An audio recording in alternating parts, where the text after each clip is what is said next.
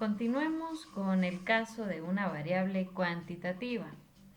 Estas variables las reconocemos porque están expresadas numéricamente y en la base de datos del anexo C tenemos tres variables cuantitativas que serían el peso en kilogramos, las horas de sueño nocturno y la velocidad de reacción en segundos.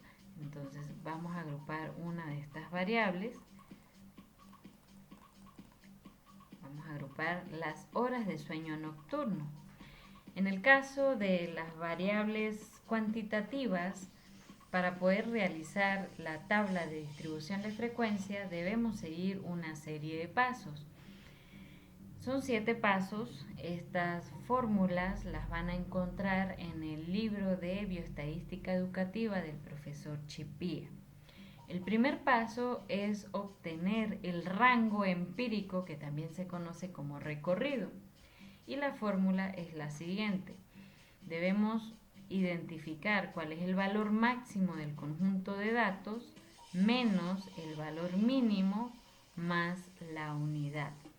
Esta unidad depende de la cantidad de decimales que tengan nuestros datos originales. Por ejemplo, si no tiene decimales, la unidad es 1. Si tiene un decimal, la unidad es 0,1. Si tiene dos decimales, la unidad será 0,01. Si tiene tres decimales, será 0,001 y así sucesivamente. En el caso de las horas de sueños, está expresada con dos decimales. Por lo tanto, para sustituir nuestra fórmula, vamos a utilizar la unidad como 0,01. ¿Sí? Entonces, vamos a sustituir acá rango empírico o recorrido, valor máximo de nuestro conjunto de datos. Entonces verificamos acá en nuestro listado cuál es el valor máximo. En este caso es de 11,23. 11,23 menos el valor mínimo, en este caso es de 5 horas, y a esto debemos sumarle la unidad que, de acuerdo con la cantidad de decimales que tienen nuestros datos, sería de 0,01. Entonces nuestro rango va a ser igual. Hacemos la operación en nuestras calculadoras. 11,23 menos 5, y a esto le vamos a sumar la unidad de 0,01. Nuestro rango es de 6,24. Entonces lo escribimos acá y continuamos. El siguiente paso es obtener el número de clases o de intervalos.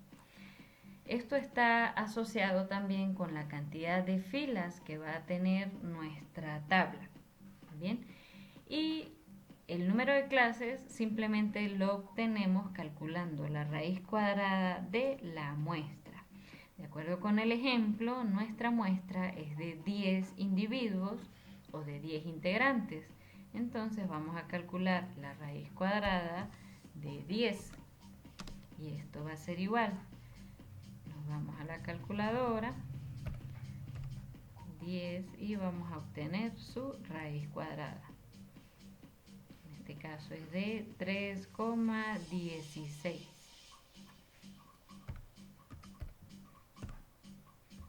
Como hacemos referencia al número de clases, de intervalos, de grupos o incluso número de filas, debemos aproximar este resultado a un número entero. ¿Sí? No decimos tenemos 3 grupos y medio, sino por lo general son cantidades enteras o números discretos. Entonces en este caso lo aproximamos a 3 clases o intervalos. Luego, el tercer paso es obtener la amplitud del intervalo o de la clase, ¿sí? Que sería como la diferencia que hay entre un límite inferior y un límite superior.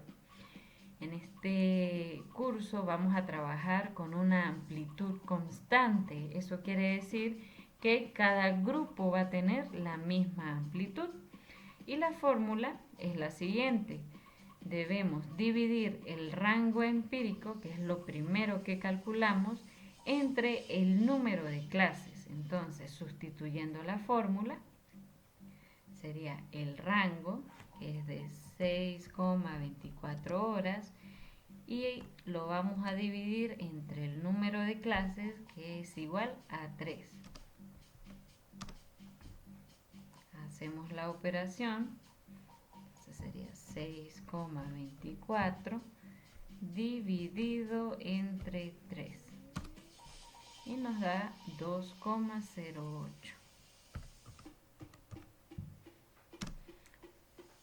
Vean que en el caso del rango y de la amplitud, nuestros resultados tienen la misma cantidad de decimales que tienen los datos originales, y es lo ideal para, digamos, que nuestros intervalos o nuestras clases sean más exactas. Por ejemplo, si el rango nos hubiese dado con 3, 4 decimales, lo ideal es aproximarlo a 2 decimales para que coincida con nuestros datos originales. De igual forma, es importante considerar esto para la amplitud. Bien, y el número de clases sí debe ser un número discreto o un número entero. Entonces ya tenemos los 3 primeros pasos. El cuarto paso es calcular o identificar el límite aparente inferior. Y este límite aparente inferior no es más que el valor mínimo de nuestro conjunto de datos, que inicialmente lo identificamos para poder obtener el rango, ¿sí? En este caso estamos hablando de 5 horas. Luego obtenemos el límite aparente superior. Acá tenemos la formulita. Necesitamos el límite aparente inferior más la amplitud menos la unidad. Entonces, sustituyendo sería límite aparente inferior, que es 5, más la amplitud, que es 2,08, y a esto le vamos a restar la unidad, que es 0,01. Aquí, 0,01. Y esto va a ser igual a, hacemos la operación, 5 más 2,08 menos 0,01. Y nuestro límite aparente superior es de 7,07.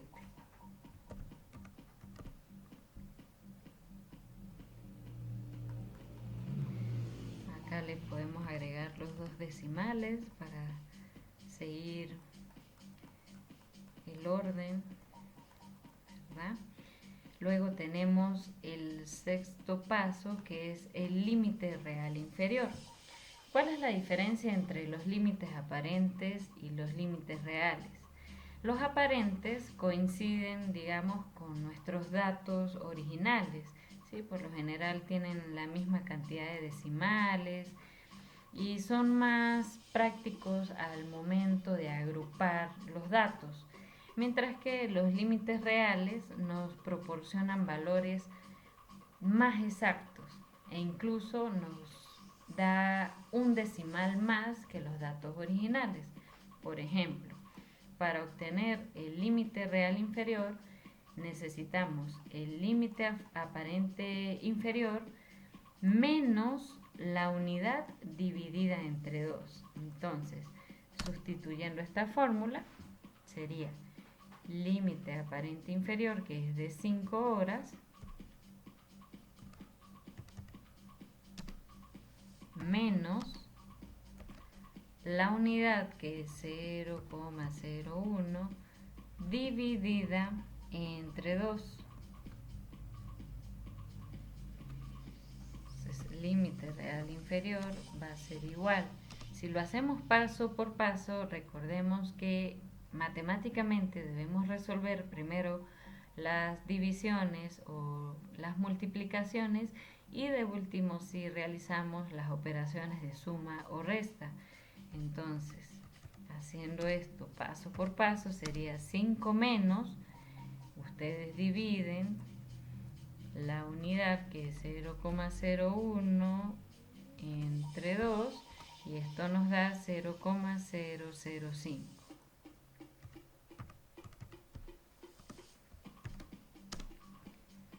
Realizamos esa diferencia, 5 menos 0,005, y esto nos da un límite real inferior de 4,995. Entonces acá obtenemos un límite, digamos, más exacto con un decimal más.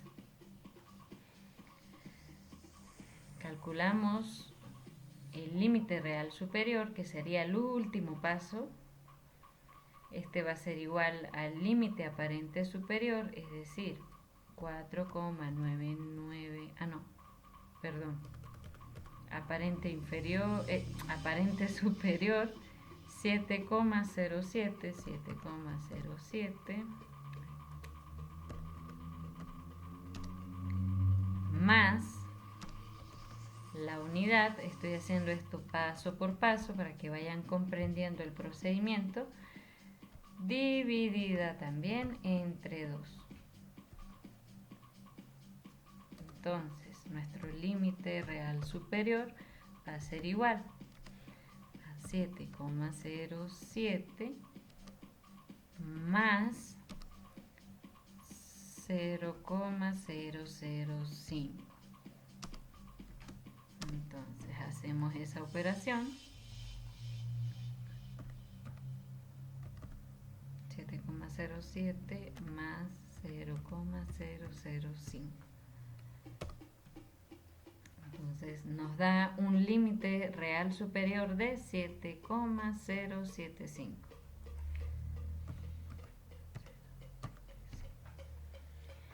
Luego que cumplimos con estos 7 pasos, ahora sí procedemos a construir nuestra tabla. En este caso sería la tabla número 3. Acá tenemos el título, que vamos a representar las horas de sueño nocturno. ¿En quién? En 10 individuos. Esta tabla para la variable cuantitativa también tiene sus frecuencias simples y sus frecuencias acumuladas. Además de esto, debemos incluir el número de clases y los límites aparentes con los límites reales. Entonces, de acuerdo con la fórmula, ¿sí?, acá en el segundo paso, obtuvimos 3 clases. Entonces, las identificamos acá: una clase, segunda clase, tercera clase. Estas no son necesarias. Vamos a tener 3 clases. Luego, con las fórmulas obtenemos los límites de la primera clase o intervalo. En el caso del límite aparente inferior, obtuvimos límite aparente inferior a el valor mínimo, que es de 5 horas, y el límite aparente superior, que es de 7,07 horas.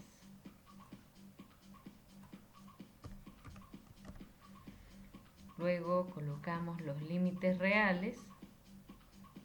Límite límite real inferior, que es de 4,995,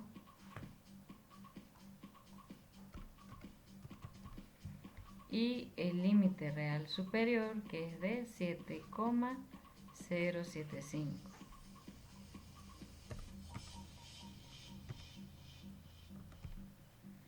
Luego, ¿cómo obtenemos los demás límites? En el caso de los límites aparentes, debemos sumar la amplitud en este sentido, ¿sí? Digamos, hacia abajo. Por ejemplo, el primer límite aparente inferior es de 5. Si le sumamos la amplitud, que es de 2,08, vamos a obtener el siguiente límite aparente. Por ejemplo, 5 más la amplitud, que es 2,08, nos da 7,08. Entonces lo colocamos acá en nuestra tablita, 7,08. Luego, para obtener el límite aparente inferior de la siguiente clase, volvemos a sumar la amplitud, porque recuerden que estamos trabajando con amplitud constante. Entonces, 7,08 más la amplitud, que es 2,08, nos da un límite de 9,16. Luego repetimos este procedimiento con el límite aparente superior. El primero es 7,07. Entonces, 7,07 más la amplitud, que es 2,08, y obtenemos un límite de 9,15.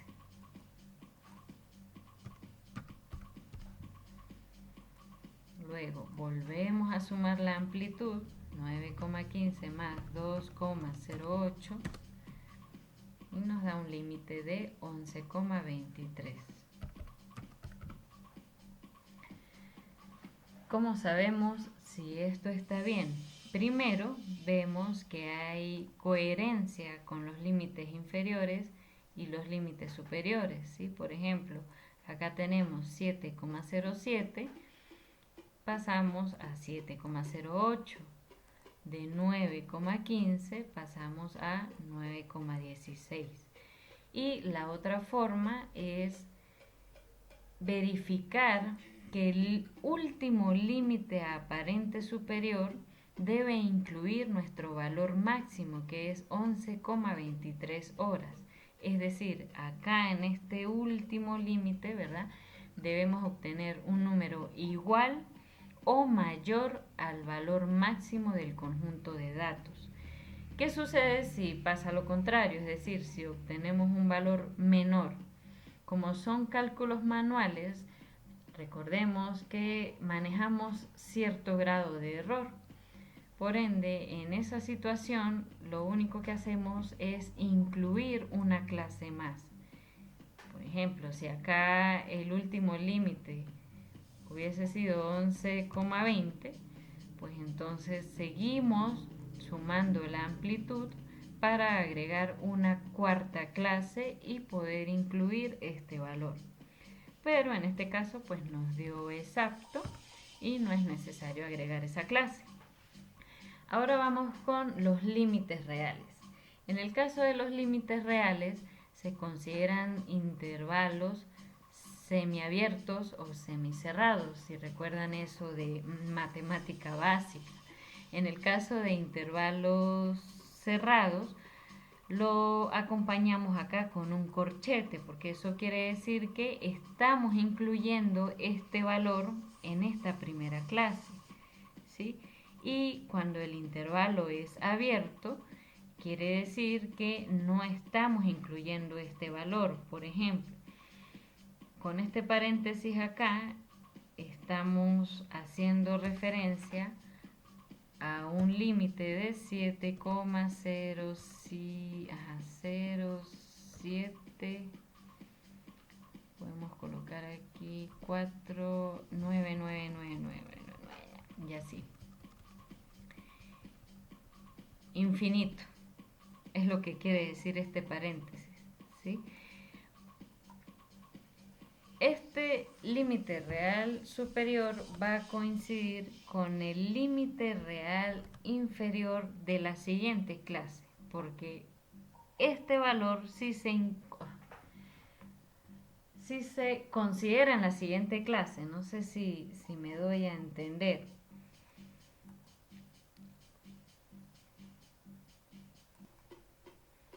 Luego a este valor le sumamos la amplitud.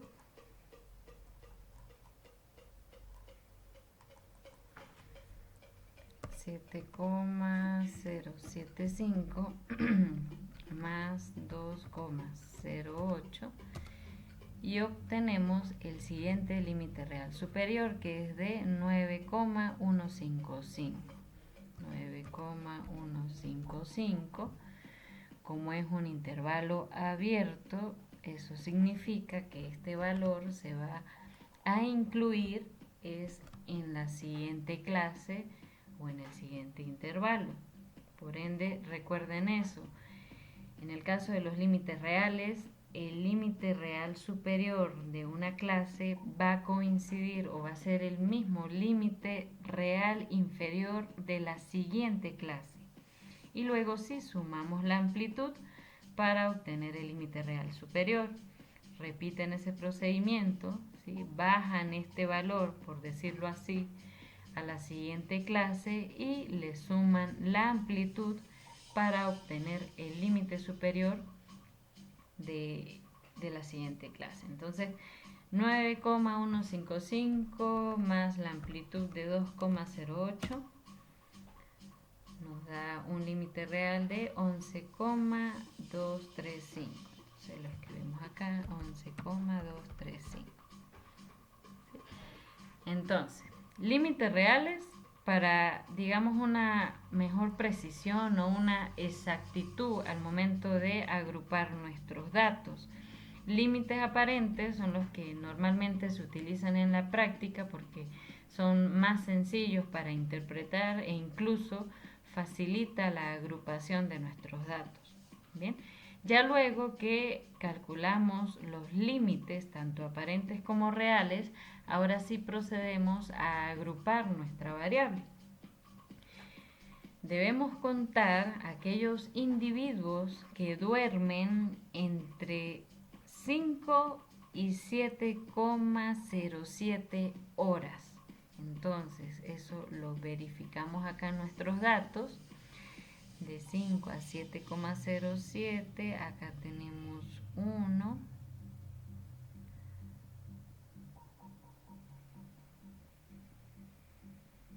2, 3 y 4. 4 personas duermen entre, digamos, ese lapso de tiempo. Luego, ¿cuántas personas duermen entre 7,08 y 9,15 horas? Acá tenemos 1, 2, 2. Lo escribimos acá. Y finalmente, ¿cuántas personas duermen entre 9,16 y 11,23 horas? Entonces acá tenemos 1, 2, 3, 4, 4 personas. Totalizamos la columna, 4 más 2, 6, más 4, 10. Allí están las 10 personas, pero en este caso están agrupadas según horas de sueño. Acumulamos nuestra frecuencia absoluta simple, recordando que la primera frecuencia acumulada coincide con la primera frecuencia simple. Entonces acá sería 4 y comenzamos a realizar nuestra suma progresiva. 4 más 2, 6 y 6 más 4, 10. Y la última frecuencia acumulada coincide con el total de la frecuencia absoluta simple o el tamaño de la muestra. Luego obtenemos la proporción recordando que dividimos cada frecuencia absoluta simple entre el total de la muestra. 4 entre 10 nos va a dar una proporción de 0,4 o de 0,40. 2 entre 10 una proporción de 0,20 o de 0,2 y de nuevo 4 entre 10 nos da una proporción de 0,4. Realizamos la sumatoria y en este caso nos da 1. Acumulamos la proporción. La primera proporción acumulada va a ser igual a la primera proporción simple y realizamos la suma. 0,4 más 0,2 nos da una proporción acumulada de 0,6. Luego 0,6 más 0,4 nos da una proporción de 1. Y efectivamente la última acumulada va a coincidir con el total de la proporción. Luego obtenemos nuestro porcentaje, donde vamos a multiplicar cada proporción por 100. Entonces, 0,4 por 100 nos va a dar un 40%, 0,2 por 100 nos va a dar un 20% y 0,4 por 100 nos va a dar un 40%. Totalizamos la columna y acá obtenemos el 100%. Finalmente acumulamos el porcentaje. Primer porcentaje acumulado coincide con el primer porcentaje simple y sumamos 40 más 20 nos da un 60% y 60 más 40 nos da el 100%. Y efectivamente hemos realizado muy bien la suma. Así quedaría nuestra tabla cuantitativa. Para interpretar, podemos decir que 4 personas duermen entre 5 y 7,07 horas, o que existe una proporción de 0,2 que duermen entre 7,08 y 9,15 horas, o que existe un 40% de individuos que duermen entre 9,16 y 11,23 horas. Esa es una forma de interpretar las frecuencias simples, ¿sí? Como frecuencia absoluta, la proporción y el porcentaje. En el caso de las acumuladas, una interpretación sería la siguiente. Si nos vamos a la frecuencia absoluta acumulada, acá obtuvimos 6 personas que duermen 9 horas, o sea, 9,5 horas o menos. ¿Sí? Otra interpretación sería una proporción acumulada de 0,6 que duermen 9,5 horas o por debajo de este tiempo, o un 100% de los individuos duermen 11,23 horas o menos de estas horas.